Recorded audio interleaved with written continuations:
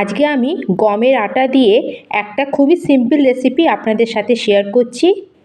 ময়দা দিয়ে আপনারা তো অনেক রেসিপি বানিয়ে থাকেন, কিন্তু একবার এইভাবে আটা দিয়ে একদম মুচমুচে আর ক্রিস্পি এই নাস্তাটা খুব চটজলদি আপনারা বানিয়ে নিতে পারবেন। বানানো তো খুবই সহজ, আর ঘরে থাকা সাধারণ জিনিস দিয়ে আমরা এটা বানিয়ে নিতে পারবো। বাচ্চা হোক বা বড়, সকলেরই এই নাস্তাটা খুবই পছন্দ হবে। আপনারা তো আবার শুনে বুঝতেই পারলেন কতটা ক্রিস্পি হয়েছে। বাই দ্য ওয়ে, আমি অর্পিতা, ফ্লেভার উইথ অর্পিতার চ্যানেলে আপনাদের সকলকে স্বাগত। বাচ্চা হোক বা বড়, সকলেরই এই নাস্তাটা খুবই পছন্দ হবে। আপনাদের কাছে একটাই রিকোয়েস্ট যে যদি আমার ভিডিওটা আজকের একটু ভালো লাগে, অবশ্যই লাইক অ্যান্ড শেয়ার করতে ভুলবেন না। তাহলে চলুন শুরু করা যাক আজকের রেসিপি। সবার প্রথমে একটা থালার মধ্যে আমি নিয়ে নিয়েছি ছোটো বাটির 2 বাটি আটা, একদম নর্মাল গমের আটা, যে আটা দিয়ে আমরা রুটি তৈরি করি। এর মধ্যে দিয়ে দেবো নুন 1/2 চামচ মতো। তাছাড়া এর মধ্যে দিয়ে দেবো বড় চামচে 2 চামচ মতো রিফাইন অয়েল ময়ন দেওয়ার জন্য। এরকম অল্প তেল দিলে এই নাস্তাটা বাইরে থেকে খুবই ক্রিস্পি তৈরি হবে। এবার তেল, নুন সব কিছুকে আমরা ভালো করে আটার সাথে মিক্স করে নেব। এবার এখানে আমি জল দিয়ে এটার একটা ডো তৈরি করে নেব।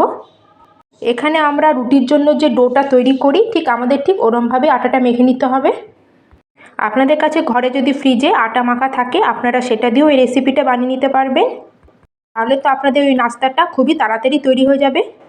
আর এই দেখুন, আমার ডোটা একদম রেডি হয়ে গেছে। নর্মাল আমরা এখানে ডো তৈরি করেছি। এবার এই ডোটাকে ভালো করে কভার করে দেবো, যাতে আমাদের ডোটা ভালো মতো সেট হয়ে যায়। এই স্টাফিং বানানোর জন্য আমাদের এখানে দরকার সেদ্ধ আলু। আপনারা দেখতেই পাচ্ছেন আমি এখানে মিডিয়াম সাইজের 5টা আলু নিয়েছি, কিন্তু আপনাদের কাছে যদি আলু বড় থাকে তাহলে আপনারা 2 থেকে 3টে আলু নিতে পারবেন। এখানে এই আলুগুলোকে আমরা একটু ভেঙে নেব।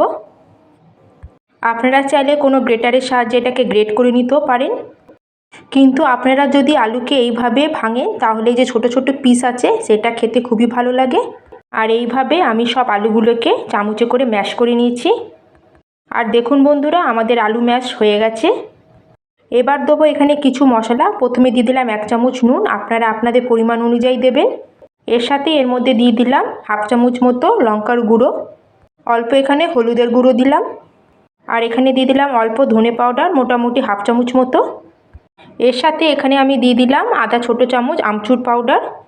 তার সাথে এখানে দেবো অল্প হিং, মোটামুটি 1/4 টিস্পুন। হিং দিলে এই নাস্তাটার টেস্ট খুব ভালো হবে। এবার এর মধ্যে দিয়ে দিলাম অল্প 1/2 চামচ মতো চিনি। এখানে আমরা আমচুর পাউডার দিয়েছিলাম, তাই খাট্টা মিঠা স্বাদের জন্য সামান্য একটু চিনি দিলাম। এবার এখানে দিয়ে দিলাম কিছু ধনেপাতা আর 2-3খানা কুচানো লঙ্কা। এবার সব কিছুকে আমরা ভালোভাবে মিক্স করে নেব। এই মিক্সারটা যদি আমরা হাত দিয়ে করি তাহলে খুবই ভালো মিক্স হবে। আমাদের যে পুরনো আর দেশি উপায়গুলো আছে, যেগুলো আমাদের দিদা ঠাকুমারা করতো, সেগুলি সবথেকে বেস্ট ছিল। আর এই দেখুন, আমি হাত দিয়ে এগুলো ভালো করে মিক্স করে নিয়েছি। খুবই চটপটা একটা ফিলিং আমাদের রেডি হয়ে গেছে। চলুন ফিলিংকে সাইডে রেখে দিই আর ডোটাকে আমরা চেক করে নিই। আর এদিকে ডোটা আমাদের ভালো মতো সেট হয়ে গেছে। আর একবার এটাকে ভালো করে হাত দিয়ে একটু ডলে নিচ্ছি, যাতে এটা ভালো মতো সফট হয়ে যায়। এবার এই ডো থেকে আমরা এখানে লেচি কেটে নেব। এইটুকুনি ডো থেকে আমি 3টে বড় বড় লেচি কেটে নিচ্ছি। একটু বড় বড় করে আমাদের আটার লেচিগুলো করে নিতে হবে। মানে রুটি যা আমরা করি তার থেকে একটু বড় বড় করে আমাদের লেচিগুলো নিতে হবে, কারণ আমাদের এখানে একটু মোটা করে বড় করে রুটি বেলে নিতে হবে।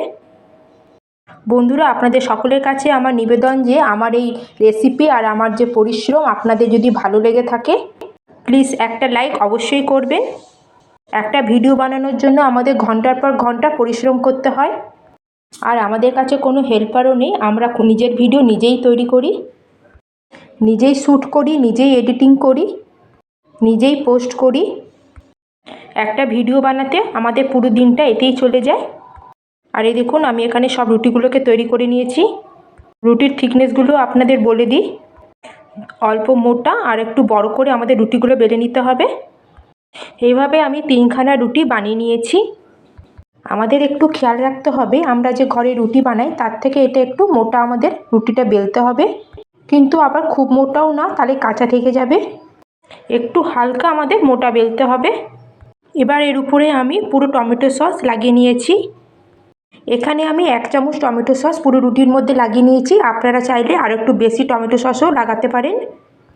এবার এর মধ্যে আমি দিয়ে দেবো আমরা যে আলুর মশলাটা তৈরি করে রেখেছিলাম সেটা। বন্ধুরা, আপনারা যদি এখানে টমেটো সস না দিতে চান তাহলে এখানে ধনেপাতার চাটনিও ব্যবহার করতে পারেন। ব্যাস, আমি এই আলুর মশলাটাকে পুরো রুটির মধ্যে এইভাবে স্প্রেড করে লাগিয়ে দিয়েছি।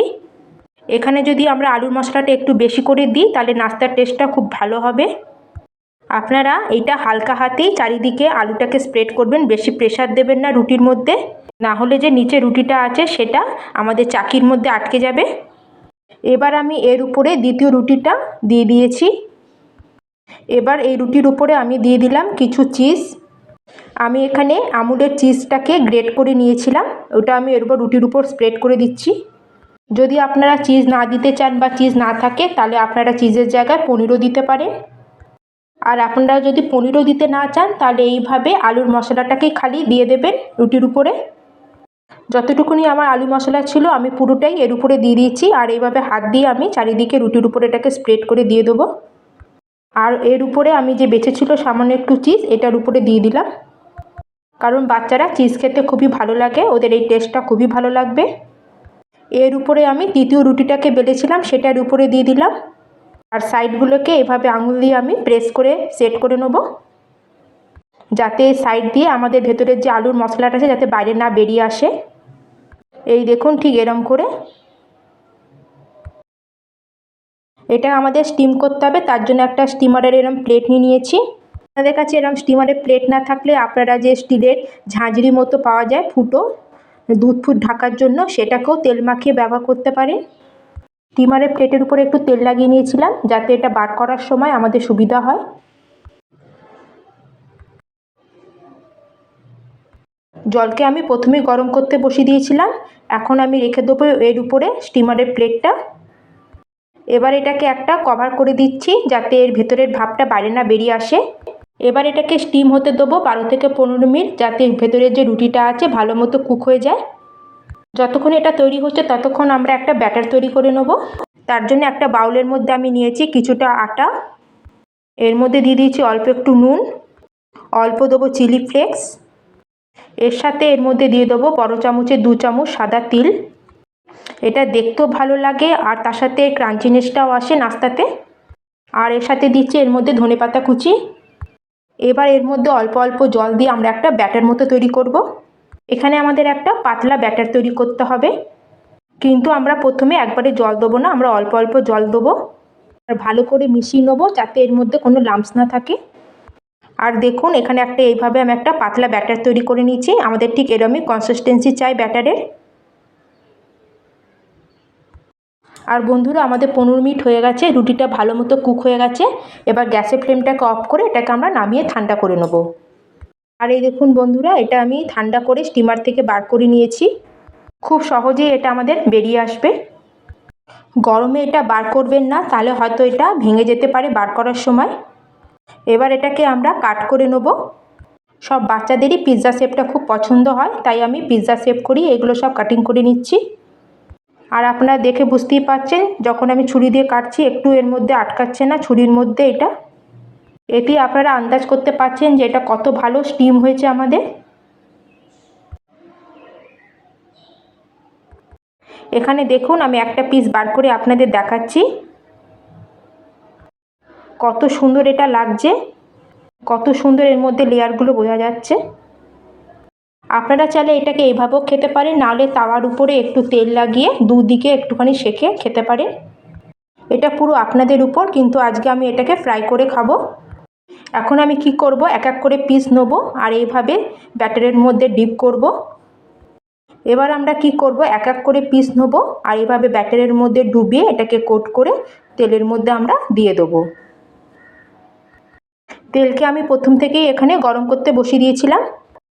তেলটাকে আমরা প্রথমে ভালো করে গরম করে নেবো আর তেলটা গরম হয়ে গেলে গ্যাসের ফ্লেমটাকে মিডিয়ামে করে আমরা এইভাবে একে একে ব্যাটারের মধ্যে ডুবিয়ে নাস্তাটাকে তেলের মধ্যে দিয়ে দেবো।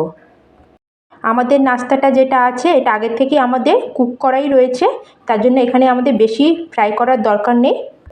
একদিক থেকে একটু ভালো মতো ফ্রাই হয়ে গেলে এটাকে আমরা আস্তে করে উল্টে দেবো।